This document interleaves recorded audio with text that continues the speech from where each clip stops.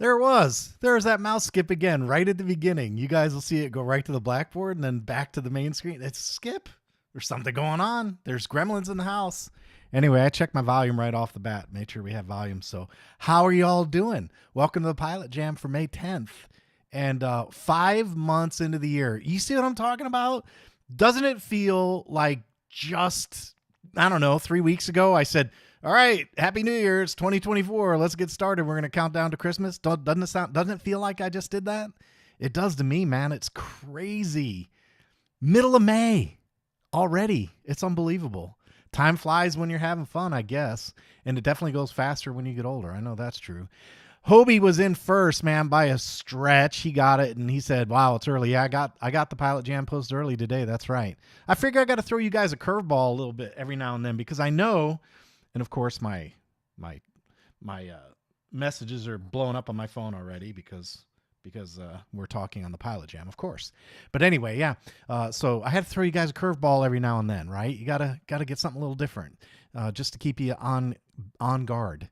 Anyway, Glenn Chia was second, but I'm going to go fly something in 9 hours if it's not raining. Good for you, Glenn. Go fly something. Justin Mueller is here. I'm going to go fly in an hour. Then when the sun goes down, I'll be here. Nice. Bill, fourth is the new first. Bill is, I got to hand it to you, Bill. You're always creative about redefining, and making whatever position you come in acceptable. And you're very creative. So good job, fourth. Way to go. Way to go. You get a participation trophy. Hey, by the way, pay attention to this window. We're going to talk about this in just a minute, but pay attention to this window. I got something to tell you. Look at the quality. Tell me what you think. And I haven't seen Robert here, so I'll expect the jokes on Precious to come later. Anyway, Drummond D. Stewart is here as well. Good evening, pilots, he says. Mohammed Didi, hi, how are you? You're welcome. Okay, good. Either too windy or too raining in Ohio to fly. Man, I just heard about a doctor up there who she was a plastic surgeon who used to live stream her surgery. She just got a license revoked in Ohio. Did you hear about that? I'm sure you did, man. It's probably in the news. Just happened. Johnny Stansel, evening all, first lake in place. Okay. Fast Freddy's here. I just got 2 words for you guys. Joe Nall week, dude. Okay, make that 4. He's right. We are going to Nall, baby. It's time. It's here. Fred and I are hitting the road, man. We are going to have a blast. It's always fun to hit the road with Fred. We've done it plenty in the past. We're going to have a great time. Hope to meet up with some of you guys. If you're there, make sure you say hello. Hit me on Discord. Best way to coordinate. But anyway, really looking forward to it. I think it's going to be a lot of fun. And in honor of Joe Nall, that's what I put on the sidebar video tonight with some filming from last year's Joe Nall event. So cool, huh? And we're also going to be there so long this time, I bought another high-speed big memory card for the camera. So I should have plenty of space, plenty of video. There's going to be a lot of material from Joe Nall week, and I simply can't go. Can't wait to go. And I'm actually registered as a pilot, so I might even bring a plane with me. Who knows? We'll see. We'll see. Anyway, Fat Freddy, can't wait to go. Fred, looking forward to my friend. Tom Evans is here from Utah. How you doing? JNWD. Okay. Sep, good evening. Hello, everyone. How you doing, Sep? Glad you can make it. Kevin Blackwell is here. How are you, Kevin? And let's see. Hobie's back. Mr. Skyrider Keith is here. Good evening from Massachusetts. Remember to smash that like button. Yeah, we're going to talk about that in just a second, too. Let's see. Algeria country. Mohammed is from Algeria. Okay, very good. Welcome from Florida. Robert is here. Just got home. Glad you could make it, Robert. Got a little special thing for Robert right out of the gate. Did you give Precious a bath? No, I didn't. She's always Precious. She just lives that way. Wowsy, good evening. How you doing, my friend? I don't plan to joke. I don't have to joke about Precious. Her looks speak for themselves. That's right. Precious. That's right. They do speak for themselves. Mohammed, he's a novice expert. Okay, very good. Very good. A novice expert. Expert at being a novice? What do they call? What do they say that? Master of all trade? No. What do they call it? It's a master of all trade. No, it's a something of all trades, master of none, right? Let's see. My little YouTube screen over here is complaining no data. And now it says excellence. So I haven't heard any complaints in the chat. I'm just going to keep going. Tim Toutant says, hopefully made in the new X-Fly Twin. 40 millimeter F-22 this weekend. Very good. That sounds nice. And Dan Griffiths is here as well. Precious is the only radio that looks like she licks. That looks like she licks herself clean. That's just rude. Vic Daniel, hello from the Space Coast. How you doing, Vic? Glad you can make it. That was a good one, Robert. I got to give Robert a good, I got to give him that one. That was pretty. He said Precious is the only radio that looks like she licks herself clean. Very nice. Jack of all trades, master of none. That's the word I was looking for. Video in the big pane shows choppy. It looks okay on my side. Video, it says excellent condition connection. So hopefully we're going okay. She got the jack. All right. All right. We've had our fun. Let's get down to business. We're going to do the week in review, and it was a busy week. We got stuff to talk about too on that too. So we'll have a little bit. Jack of all trades, master of none. That's the word I was looking for, was Jack. You don't know Jack. Jack of all trades, master of none. Anyway, first video. You know, the EdgeTX videos, I have to be careful with this because a lot of you guys have been around for a while. You see the EdgeTX video show up and you're like, what the hell? He's doing another video on how to flash EdgeTX. And I think the reason that I do that is, number one, the algorithm doesn't feed that material forward once it's been out there for a while. And not only that, as EdgeTX evolves, you know, there are little changes, little things happen, you know, little things change, little modifications. And then I figured it's best just to, you know, when it comes to flashing, to maybe make sure the video is modern and up to speed, I guess. So anyway, that I did 2 videos here. The first one was how to flash the easy way and then how to flash the fast way. And I really tried very hard to stay on topic. Flashing the easy way, flashing the fast way. So that was the reason for those 2 videos, because it's inevitable. If I flash via the bootloader, people come in and say, why don't you flash via Buddy? And then if I flash via Buddy, they'll say, why don't you flash via bootloader? It's comical the way YouTube works when you're sitting in my chair. And anyway, that's why I did both videos. I figured we'll do the easy one for Buddy, because once you get the STM drivers installed, you just plug it in, hit flash, it's done. And then the fast way is, you know, popping it in your firmware folder, hitting your bootloader, and knocking it out that way. So now they're both out there. They're both current. One of the questions I get, we'll talk about it in the Q&A a little bit, was, hey, notice you don't flash the bootloader. It's really not necessary. Like, you know, the bootloader is only really used to flash the firmware and load the firmware. So as long as it's loading the firmware and it'll flash it, I don't really care. So it's not like I go into the bootloader and go, ooh, new features. That's not how it works. I do know that they do put some stuff in the firmware, or the bootloader, which is cool from time to time, but it's not one of those places I go look for updates. You know what I mean? So it does work. Anyway, the next video was what's the deal with Matex receivers, the Matec receivers. And I got to tell you, man, the Matec receivers, that's a real bummer to me. And I'm going to tell you why. I don't have an axe to grind with Matec. I really don't.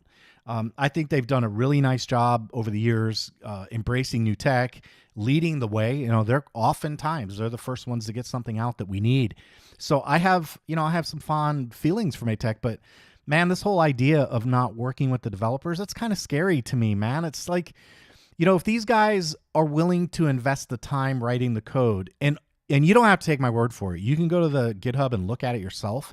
They really put time in on this stuff. And if you look at their Discord and just watch the conversations on their Discord, you'll also see just how serious and how knowledgeable they are about the subject.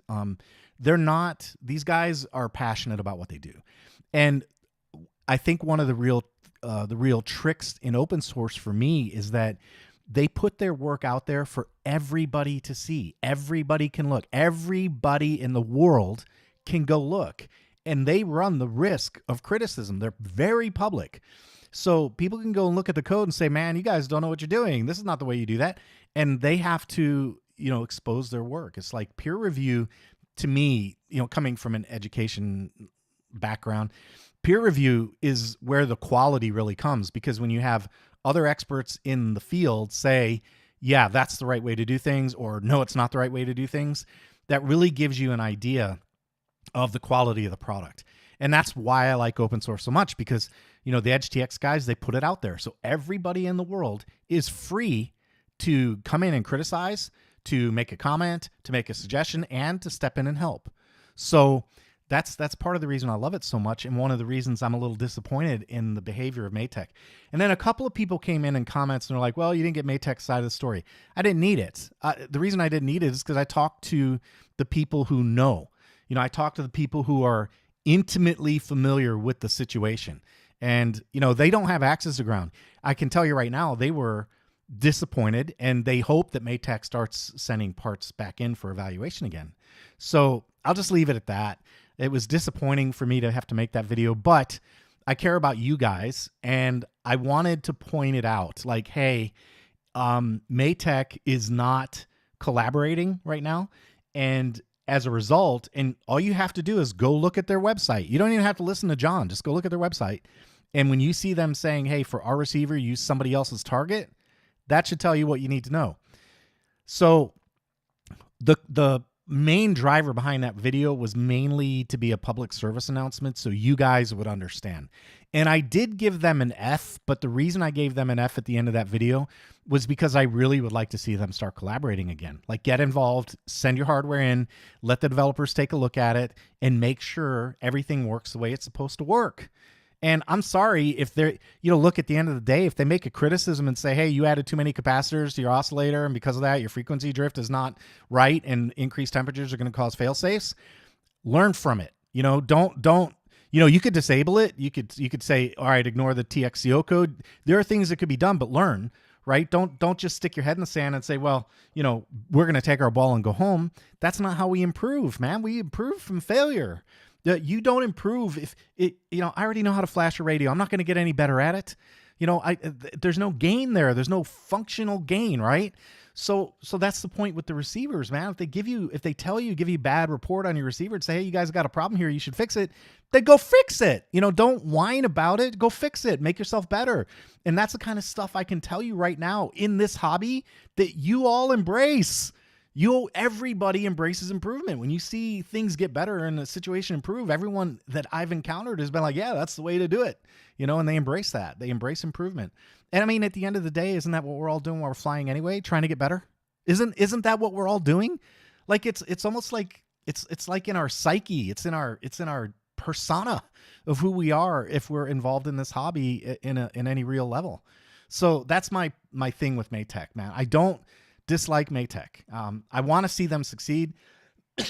I'd like to see them be a viable competitor in the market, and I want to see them collaborate. I hope they start sending their stuff in and giving it to the developers and letting them take a look at it, because that's what makes us better. Okay?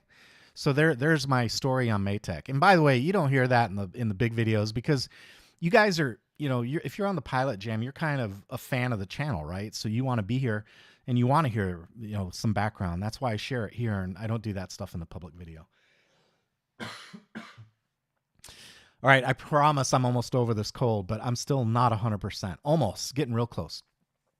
All right, number 3 was how to flash edge the fast way. We already covered that. I'm not going to do that again. And then next up was the ISDT 608PD firmware update that allows storage mode. That was a really cool update, wasn't it? Like, that was really cool. I know when I put the video out, a lot of guys came in and like, well, it's too bad they didn't do storage. I'd buy it if it had storage. A lot of guys said that. And that, I thought it was really cool. See what I mean about improvement? This is case in point, QED, right? They listened. People said, man, you really got to have storage mode on these chargers. And what did they do? In a few months, they wrote the firmware update to include a storage cutoff, right? So there you go. I mean, that's what we're talking about. So now the only real thing missing on the 608PD is a discharger. But I got to be honest with you, I don't use dischargers on my chargers anyway. The only ones that I do that with are like my iChargers, but I don't use the iCharger as a discharger per se. It's not the iCharger that dissipates the energy. I use it as a tool to dump a battery into my battery bank. So it's kind of like that regenerative discharge. That's what I use them for. But when it comes to discharging batteries, I use a discharger. So for me, that 608PD just stepped up in terms of viability as a product for the field. $39, right? It's like $39, charges 6S, 200 watts, got a decent screen, easy to operate, works with a phone, and does storage charge. I mean, look, at the end of a flight, you could use that little charger. It's just your little storage charge thing, right? Pop it on your power connections at the field and use it to do your storage charge without wasting money on a spendy charger, right? Or tying up your spendy charger. I'm just throwing ideas out there, but got to hand it to them. They did make an improvement that people asked for, so they're listening. And then, of course, next up was the PilotJam. So that's week in review. That was a lot. Oh, hey, about that, I didn't even have it on week in review. Okay. Well, that was week in review. All right, next up, migrating to Mac. Okay, before I move on, I'm going to throw this little guy up here. I haven't talked to you guys about this in a while, but listen, look at this is watch time, not views, but time. The amount of time my videos are watched, 70% of my watch time comes from people who can't seem to locate that little subscribe button. They don't know where it is.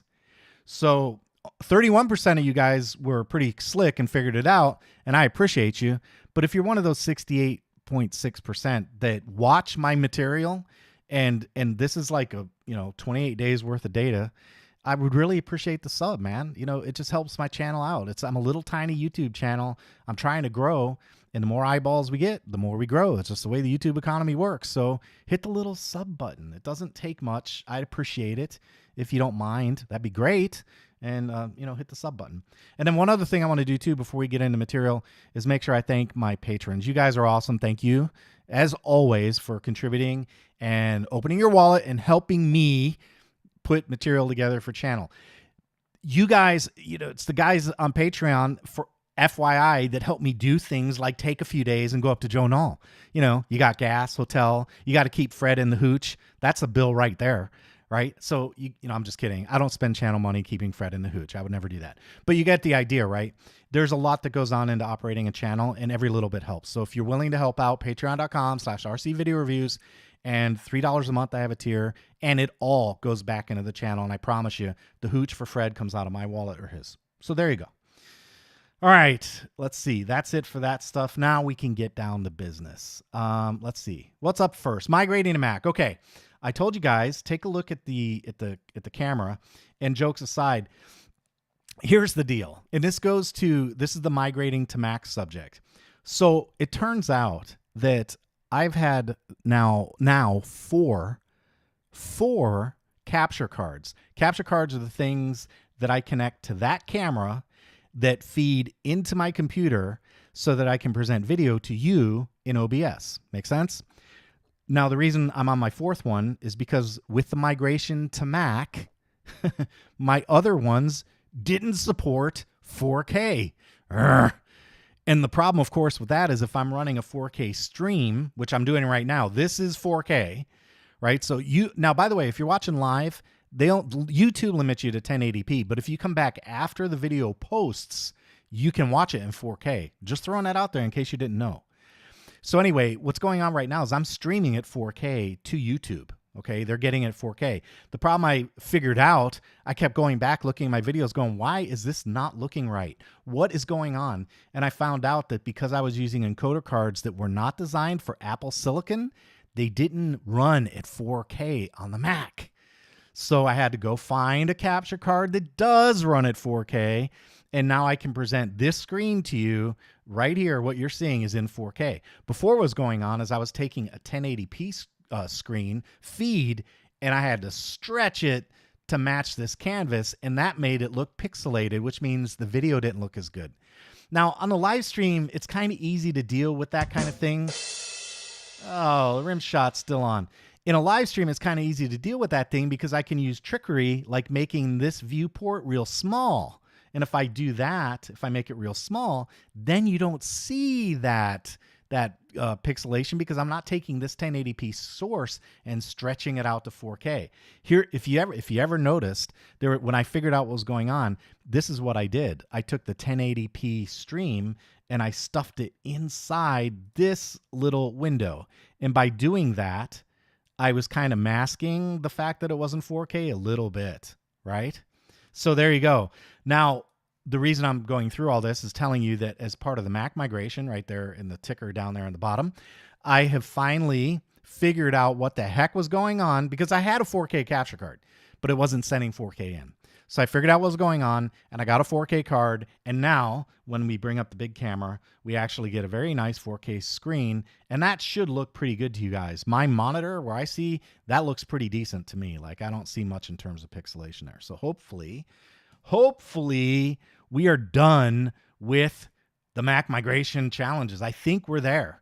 Now, the last thing I really need to figure out is why it seems like 2 weeks in a row now, I hit the button to start the live stream and I got like 3 button clicks. I don't know what that's all about. That's a mystery to me. I'm going to have to figure that one out. All right, let's see. I'm going to go check comments and we're going to move on. You and me, both Four Eyes. I just love that plane. Agree, Four Eyes. Tim, post a link in the Discord, EDF's channel. That's right. Yeah, put it in the Discord channel. I heard Freddie subscribes every time we hit a milestone. Yeah, Freddie smashes the subscribe button instead of the thumbs up button. That's why my subscribe count keeps bouncing the way it does. I'm just kidding. Fred's been a fan for the channel for a long time. I hit the subscribe button every day. There it goes. See, there you go. That money be well spent, John, keeping Freddie in the hooch. Man, you don't know, dude. I've seen that guy drink. If you're gonna part, I'm just telling you, man. If you decide that you're gonna be the guy funding the hooch bill for Fred, you better bring your black American Express card. You know what I mean? The platinum one, the black card. You better bring that because you might need it. Freddie says, I came up from that bathtub gin. Yeah, and he drinks the good stuff too. Oh, are you streaming in 4K? Okay, I thought every time I ever tried this, I thought it only streamed in 1080p. I'm glad it's streaming in 4K. Very good, very good. Gotta love Precious in 4K. That's right. Everything is 4K on your phone. That's right. Yeah, 4K on your phone looks really good because it's so tiny.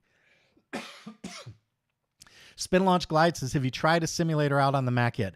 I've been looking a little bit. Yeah, Aerofly is the one. Yeah, that's the one that keeps showing up.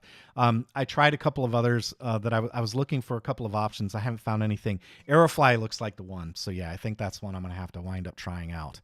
Hobie says, I'm going to have to unsubscribe now because we all know your secrets. Yeah, that's right. I bet Robert's screen just cracked. Freddie is a machine. Freddie is a machine. He definitely is a machine. I'm impressed with how much that guy has tolerance to a bottle of hooch, man. No doubt about it. It's amusing. Don't get into a drinking contest with him, I'll tell you that. Okay, so that's the migrating to Mac bit. I just wanted to share with you guys what's going on. And I think hopefully we're almost there. I think I've got all the little gremlins worked out. I told you it'd be a process, right? I said we're going to have to look. We'll have to look for issues. And I think I got them all worked out. So hopefully this will be the last time we do a migrating to Mac section.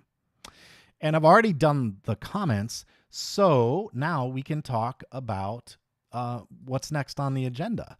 So I'm going to move some things around on the screen just a little bit, and we are going to switch to the workspace. So I'm going to show you guys how to reset an EdgeTX radio. Does anybody know how to reset an EdgeTX radio? I'll check the chat. You guys can put it in chat if you know.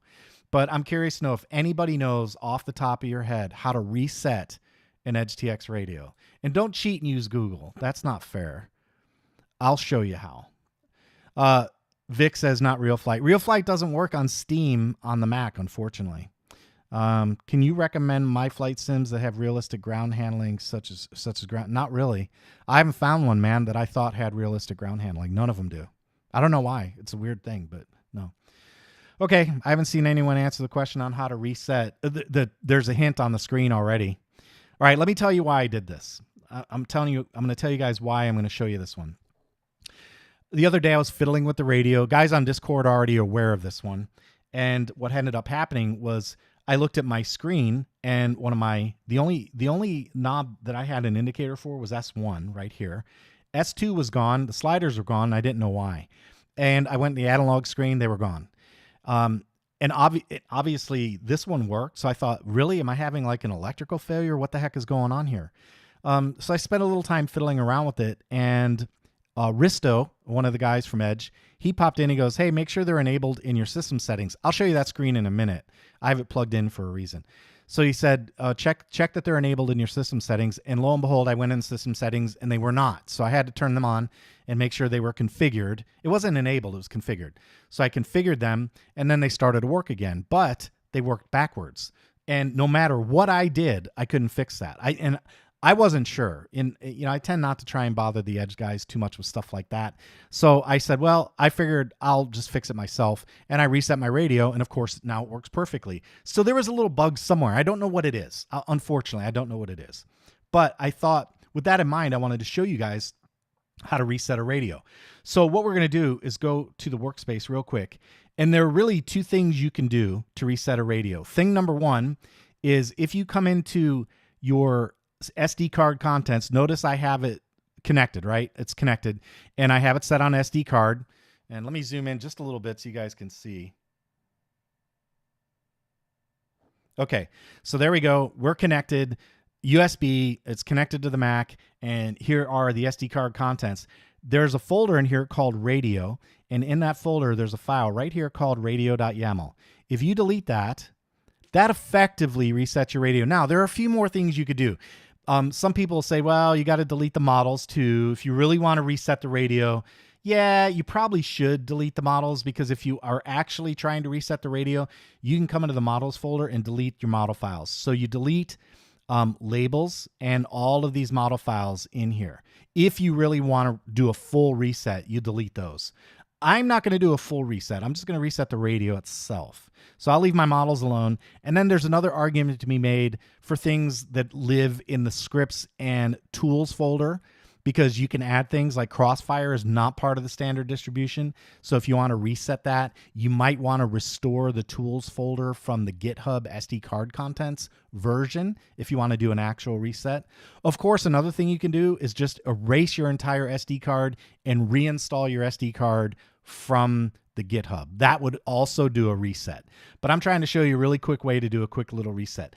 All I wanted to do was fix my radio. So I erased the YAML file, the radio.yaml file. That's gone now. And now I'm going to eject the SD card, and we'll switch back over to the big camera, which is right here. I'm going to disconnect. Now, when I disconnect, I'm going to zoom out so you can see it all happen at the same time. So there's no mirror tricks, right? When I disconnect, we're going to get an error message. So missing or bad radio data, press any key to skip. If I press that, it's going to prepare storage, which means it's going to make sure the folders that it needs are there, and it's going to create a file that we need called radio.yaml. And if we turn off the radio and turn it back on,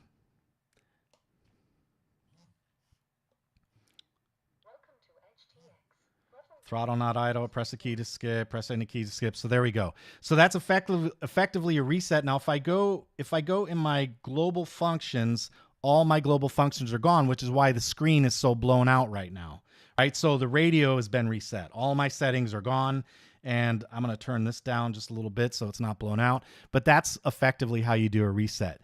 I can also tell you that if you go on the radio and delete the YAML file, the radio.yaml file, and just turn it off and turn it back on, you should be prompted with a request to calibrate.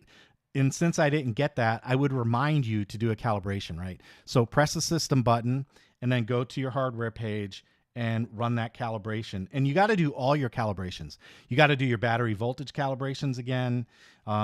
You know, any global functions you had set up, your themes, of course. You know, my themes are still here because I didn't reset the entire, SD card structure, but it's back to the EdgeTX default instead of using my RCVR USA theme.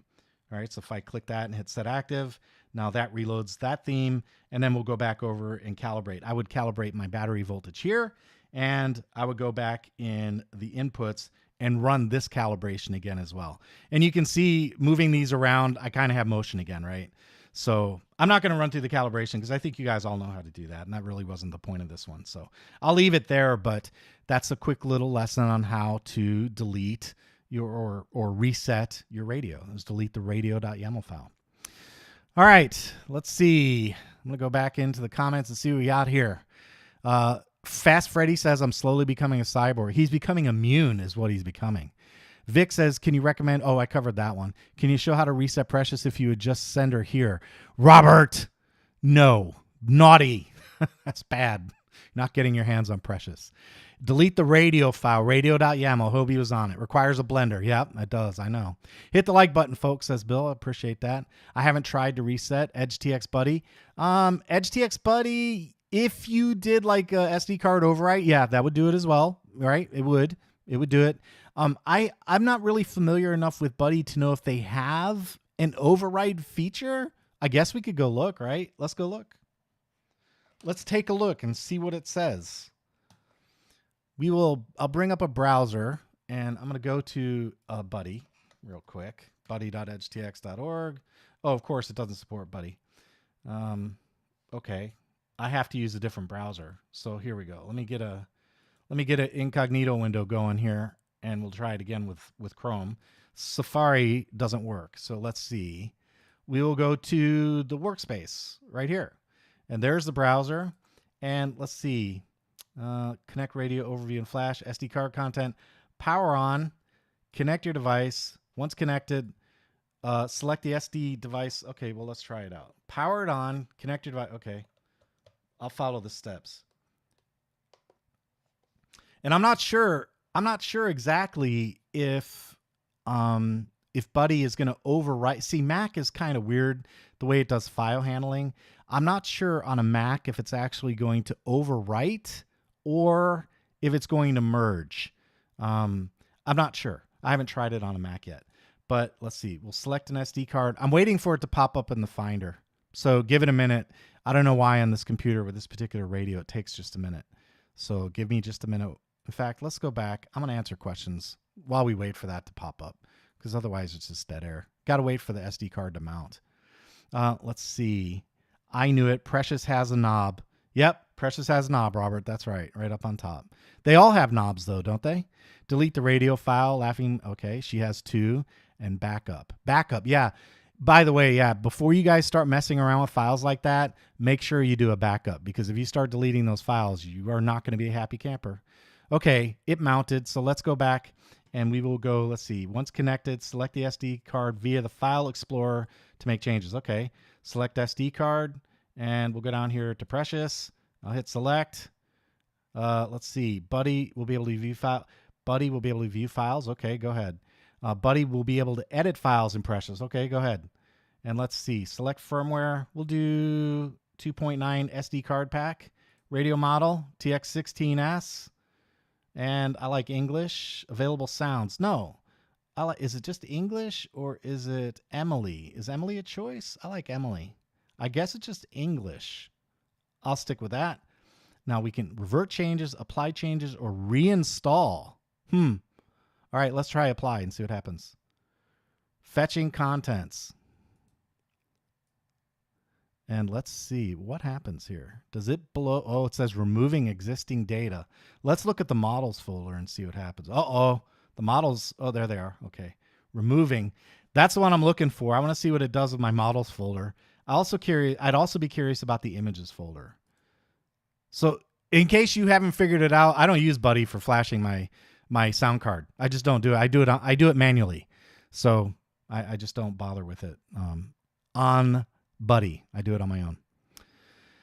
Let's see. Bryce says, any updates on the RAW 500 flight controller? Yeah, very soon, man. Very soon. That's coming very soon. You got to hang tight. We're almost there. Almost there. All right. It's doing something. I saw something get written in here. There's files being written, unpacking assets onto the card. I need some Jeopardy music or something here. How about a monkey clap? Huh? Yeah, very good. Yeah, it takes a monkey to format his radio live on a live stream. But see, I have a backup, so I don't care. I know I can restore it if I want to. See? You have backups. You can act with impunity. It doesn't really matter. Let's check the models folder again and see what's happening. Is it erasing anything? Oh, there's README. That got added. We're still unpacking. Let's click the details thing and see what's going on here. Okay, scripts, tools, writing, firmware. Oh, models done, radio done, screenshots done, templates done. It's writing templates. Let me tell you something about these templates. Stop using them. I know. I mean, I appreciate the EdgeTX guys for writing them, but come on, man, learn to use the radio. This is it's like you're driving a Corvette with training wheels. You know, take the training wheels off. Learn how to do your own thing. Like stop using wizards. It's ridiculous. Do your own configurations. That's what I say. All right, all kinds of stuff. Oh, models, README. We're still writing. Let's see. Does it really take this long? I mean, what the heck? I almost kind of would rather just take the SD card out of the radio and put it in the computer itself and do it that way, because I bet it would be a lot faster, because this is painfully slow. Themes, README. I'll tell you what. We'll come back to it. We'll put it on the table for now. We'll come back to that one. Oh, of course. As soon as I leave, it starts writing a whole bunch of stuff. That's right. We'll come back to it. All right. So we'll move on to the next topic, and we'll come back and visit and see what happened. That'll give you a reason to stick around. Okay, let's see. What's next? That was resetting the EdgeTX radio. We got that covered. And now we're going to...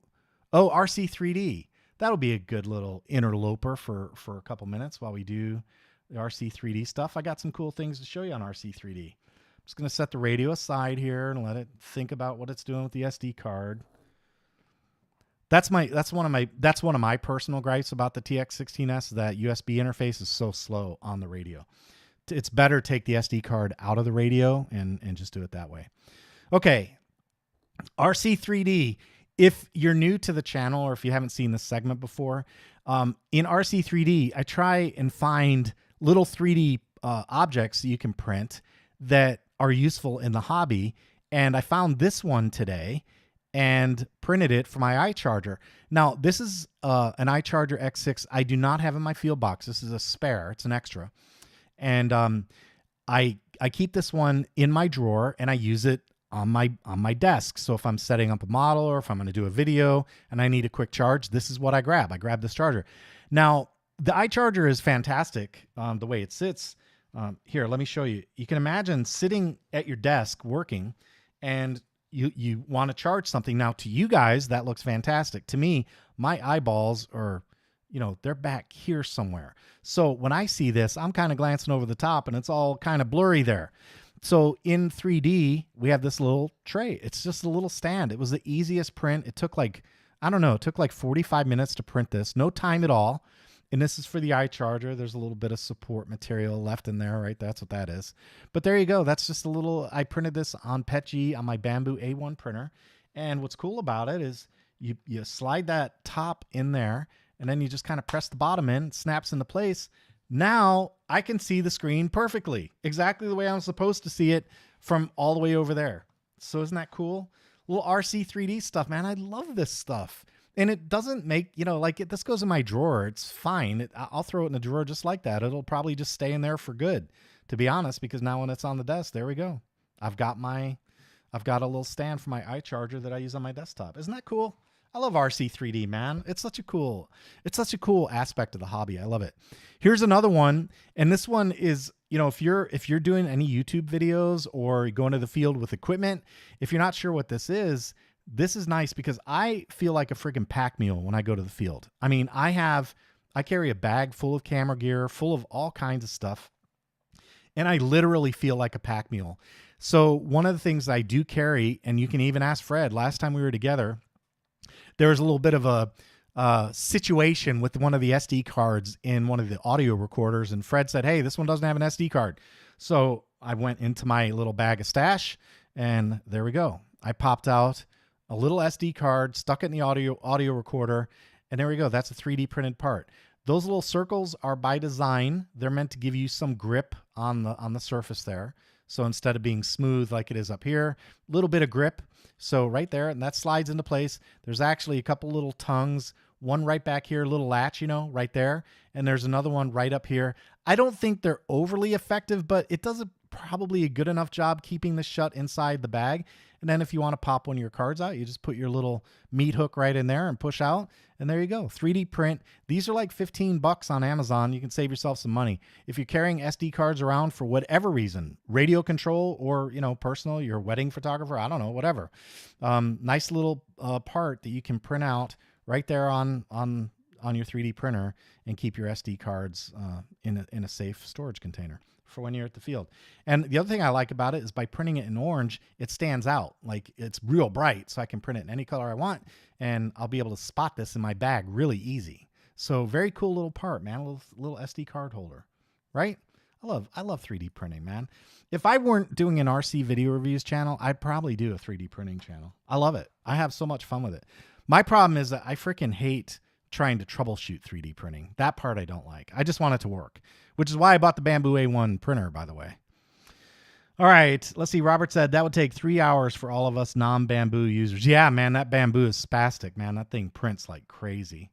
All right, let's go back and check on Precious and see what's going on here. We'll go back into the workspace and let's see. Workspace. There you go. It's still writing system sounds out and it's taking its time. Only 54% done. See, this is why I take the SD card out of the radio and put it in the computer, because that's too slow for me, man. That would make me nuts. Too slow. Let's take a look and see what it did to my models. Oh, my models are still there. And let's see. my radio file.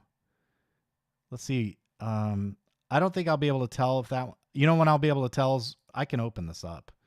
Let's see if I can tell by looking at the theme, if it says anything about the theme that I had selected. Oh, it does right there. Selected theme, RCVR USA. So it did not overwrite so far, it did not overwrite my radio.yaml file so far. Okay. We'll let Buddy and Precious think about it, and we'll go on back to the desktop, and we'll continue to press forward. But that's it for RC3D. I hope you guys like that one. I had fun with those. I really like that little eye charger stand. That is cool. And next week I'm going to show you one for the Hoda. I've got one for the Hoda too. I'll show you that next week. Okay, let's see. Hard to believe Precious plays hard to get. Yeah, man, she does. She's a pretty girl, Robert. All right, let's see. Having fun with Precious.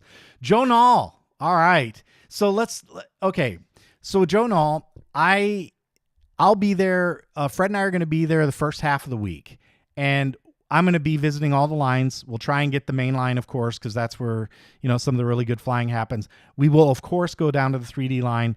I don't think we visited the electric line last year, but we may pass by, but we only had limited time. We also plan on going by the vendor booth, and I think Fred is trying to talk about staying during the evening for some of the evening activities as well. So we'll be there during the first half of the week. I'm going to have the golf cart, so we'll be able to drive around and see all the different sites. We're definitely going to hit vendor row. And if you're there and you want to say hello, make sure you get on Discord and just pop a note in and say, hey, I'm at Nall. And let me know. And if we're there and we're able to, we'll try and find out if there's an opportunity for us to hang out. And of course, we'll be filming. We'll be putting up some shorts. You guys are going to have to count on the short videos this week, right? You understand that, right? Because it's an effort to edit. So I'm going to go and enjoy myself at Nall. I'll come back from Nall and put the videos up. But while we're there, we'll try and do some short videos, give you an idea what's going on. If we see anything cool or exciting, we'll make sure to share that with you. But just keep an eye on the channel for that. And we're going to go have some fun at Joe Nall. I am really looking forward to it. I think it's going to be a lot of fun. So that's it for Joe Nall. And because of that, by the way, I'm just preempting you guys, the week's video production is basically going to be 0. So the next time we do a Pilot Jam, all you're really going to hear is, we had a great time at Joe Nall. Yeah, that's pretty much what you're going to hear, because there's not going to be any video content because we're going to Nall. Okay, so that's that. I just wanted to put that out there so you guys know. Don't forget about what I said about subscribers, man. 68%, 70% of the people who watched my videos, all the work and time that I put into this, and they don't hit the subscribe button? Come on, man. Like, I put hours and hours into this. All you got to do is press one little button. One little button. Help a brother out, man. Subscribe, for Pete's sake. 70%. 70% of the minutes that are consumed, and there are millions of them, are by people who won't hit that subscribe button for some reason. It doesn't make sense to me, man. If you're watching the channel regularly, you should subscribe. You got to help the channel grow. That's your way of helping out. That's how you show your love for what we're doing, man. Got to show a little love. All right, Q&A. Let's get on with it. Let's see. Q&A this week. I went through and found some interesting questions, and I'll share those with you. So if you're new to Q&A, the idea is that I'll pick questions off of the channel in the regular comments section. Oh, wait, hold on a second. Hold on, hold the phone just a minute. Let's go back. I just saw something. Look, it happened. It finished. It ended. It's over.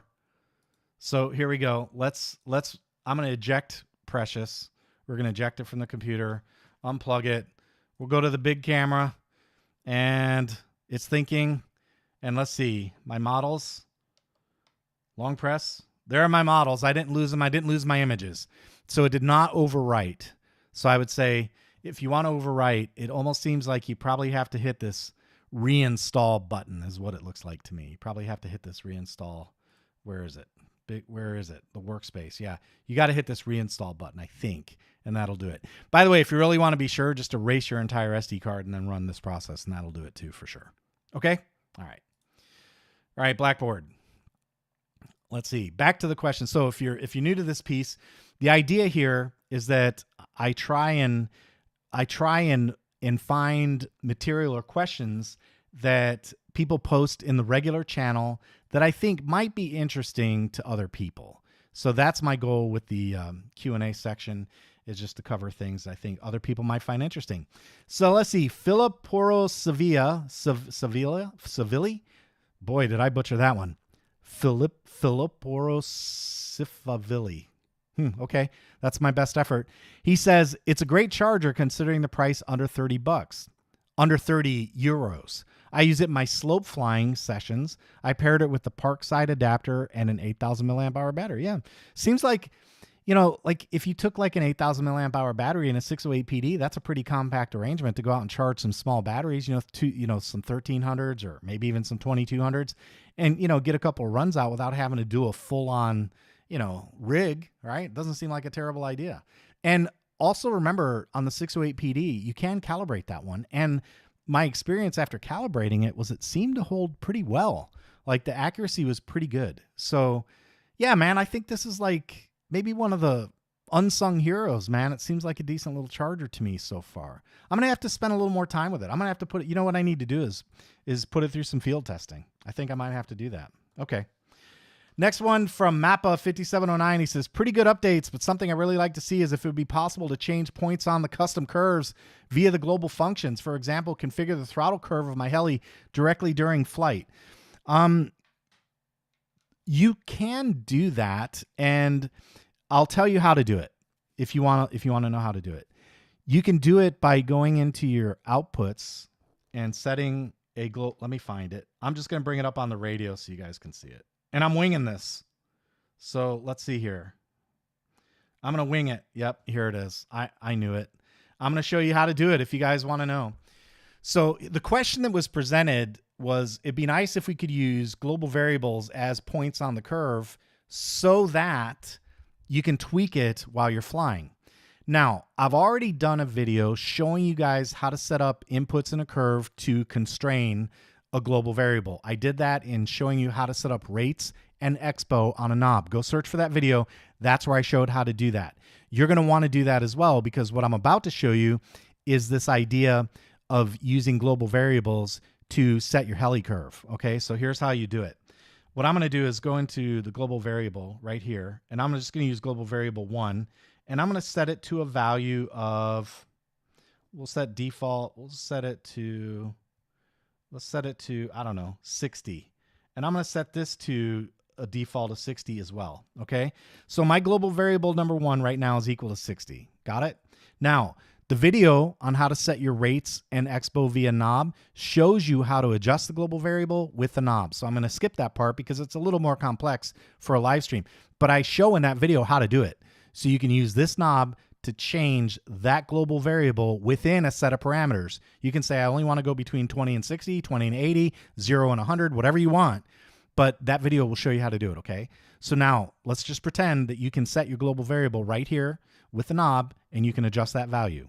Okay. All right. Now, what I'm going to show you is we're going to go back into your outputs, and we are going to say very simply, we're going to set under outputs, we're going to tell the minimum to be global variable 1 and the max to be global variable 1. So now you can see that it doesn't matter what I do with my channel 1. I don't know why it's on the rudder. Oh, I know why it's on the rudder, because we reset the radio file and I didn't set it back to, this gets a lot of people. It's right here. Look at that. It set it to Rita because I reset my radio file. So I need to put that on AETR because that's where I work. AETR, and we need to set this to mode 2. That gets people all the time, all the time. Okay, now we'll go back to the model settings. All right, so there's my output. There we go. And now no matter what I do with channel 1, it's not going to change, right? You see how, really? You're just being disagreeable now. Oh, that's because this model was set using RETR. Okay, so channel 1 is rudder. Fine. We'll go back to outputs and we'll look here and you can see there's channel 1 moving.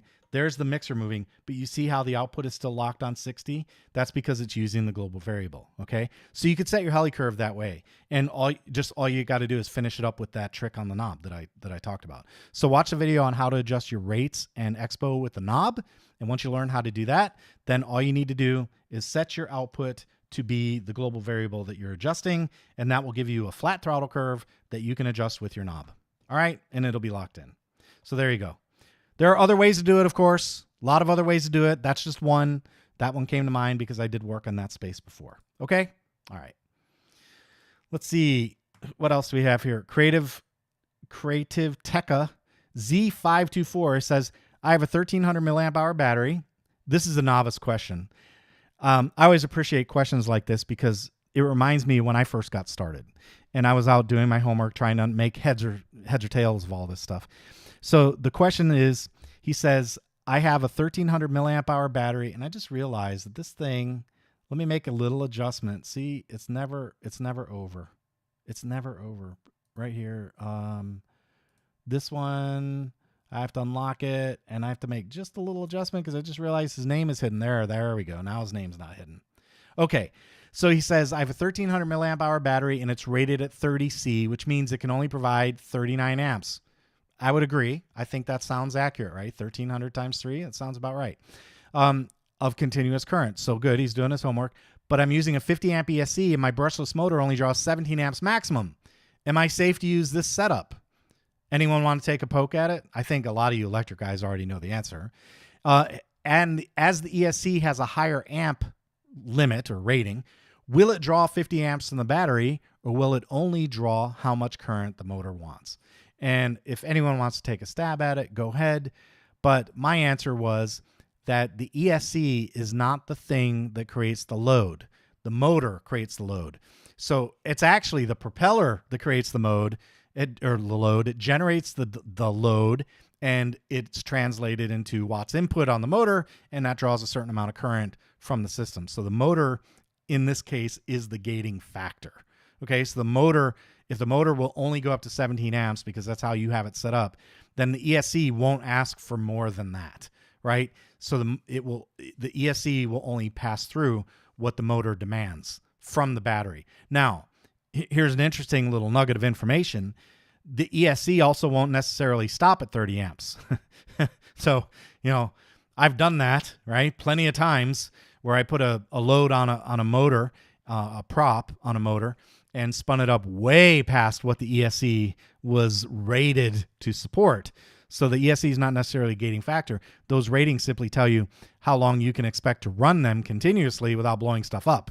It's a lot like wires in your house, right? If you have a 20 amp circuit in your house and you hook up a 100 amp load and you account for the fact that you have a circuit breaker that should stop you, say bypass it and hardwire it, then what you'll find out is your wires will deliver 100 amps for maybe a minute or two, and then they'll melt and burn your house down. So, you know, that's the deal. Like, it will deliver the load, but it's going to cause problems. You're going to generate heat that's not rated for, the insulation's not there, you know, all these problems come in, and you're going to wind up, you know, creating an issue.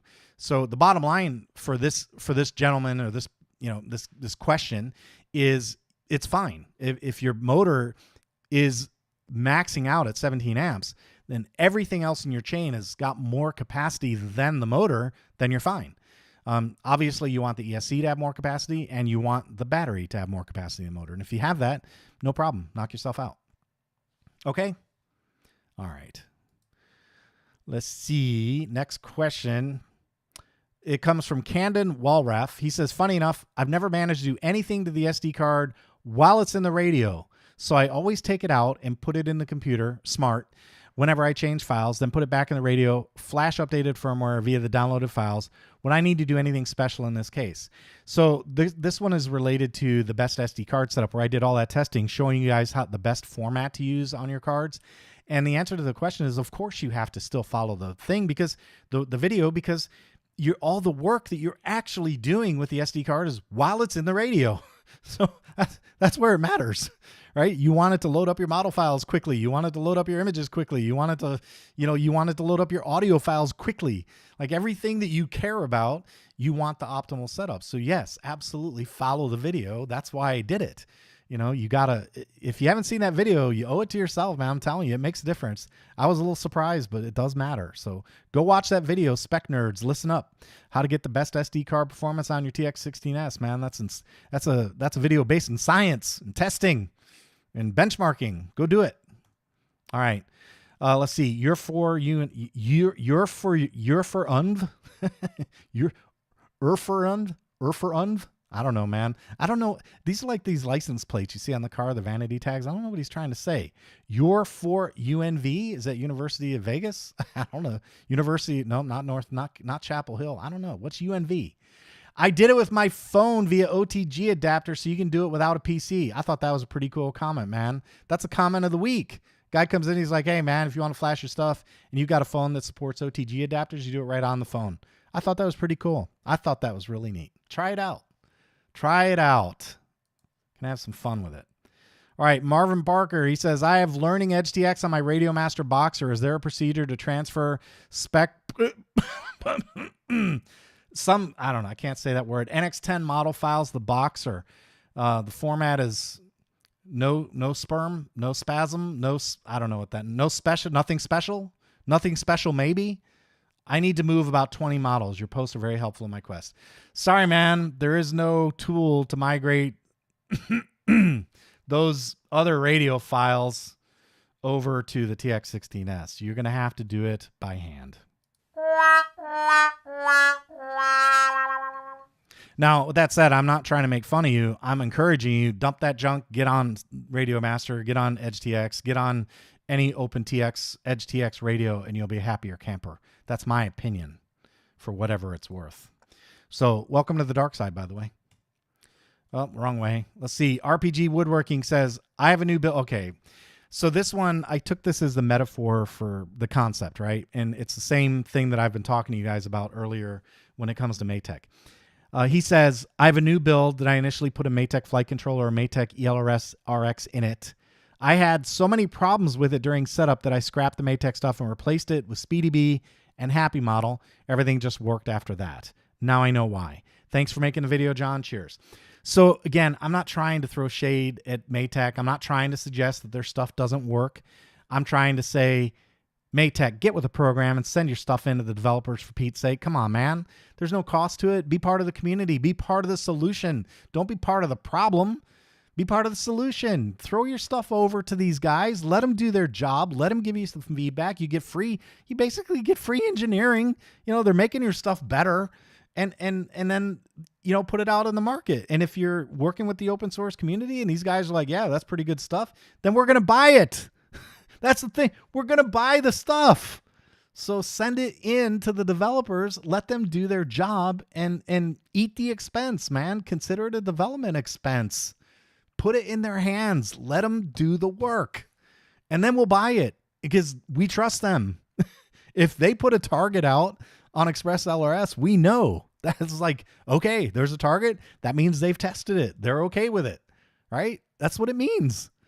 Stop acting the way you're acting right now. Get them the hardware. Let them have it. Give it to them. Spend the money.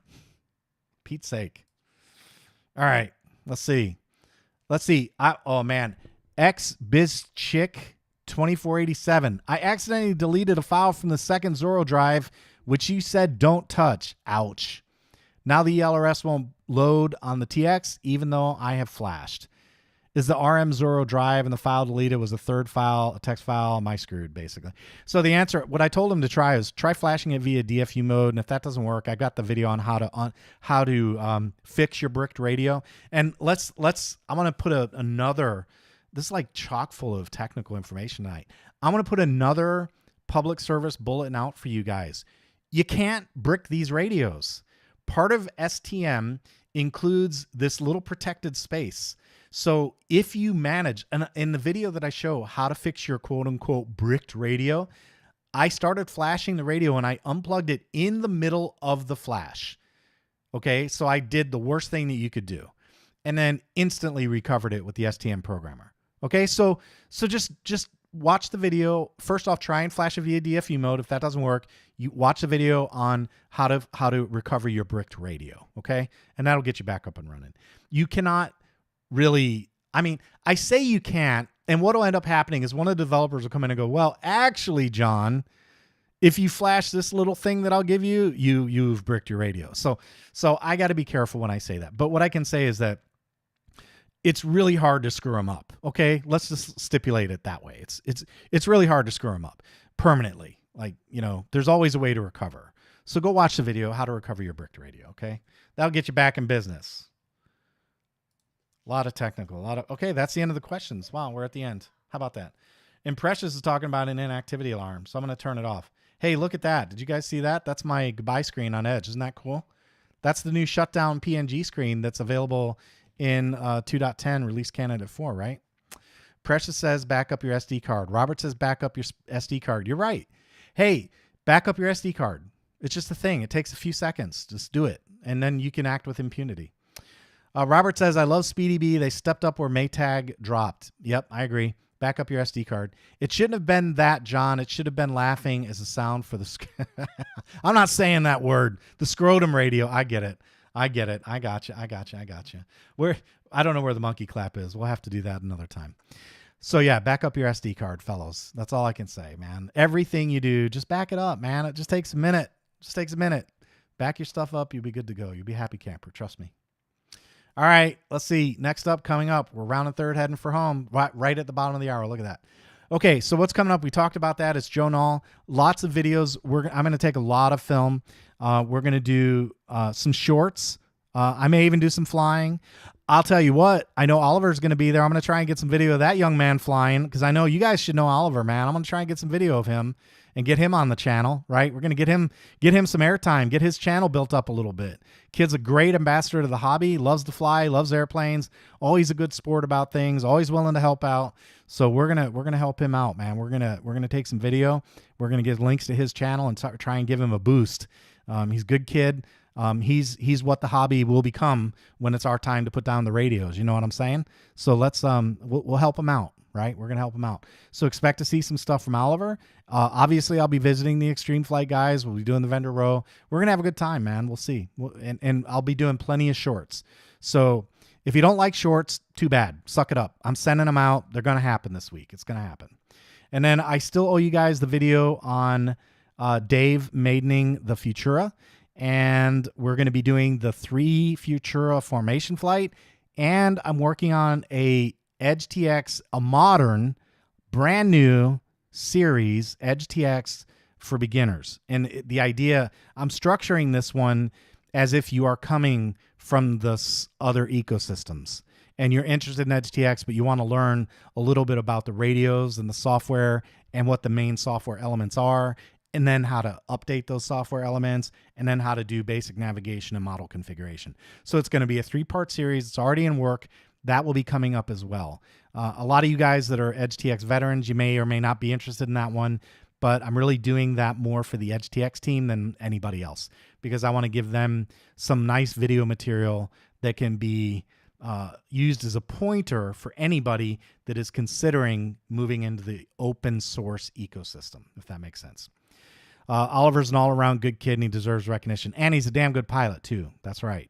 Fred says that's because he hasn't hung out with me yet. Yeah, well, there'll be some adult supervision, Fred, so don't you worry about that. I'll be keeping an eye on my boy Oliver.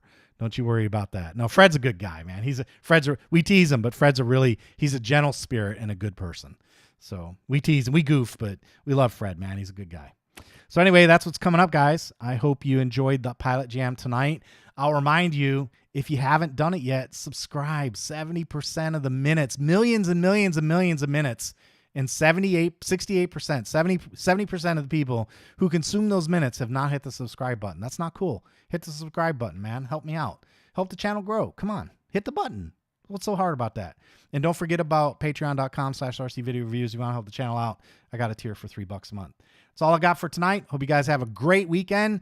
I might do a little flying, a little something on Saturday. And don't forget, boys, Mother's Day. Don't forget Mother's Day. Mother's Day. Make sure you get the presents, do the dinner, whatever you got to do. But don't forget, it's Mother's Day. Do your job. Do your job. Make sure the kids are taking care of mom. That's all I've got for tonight. Have a great weekend. Go fly something.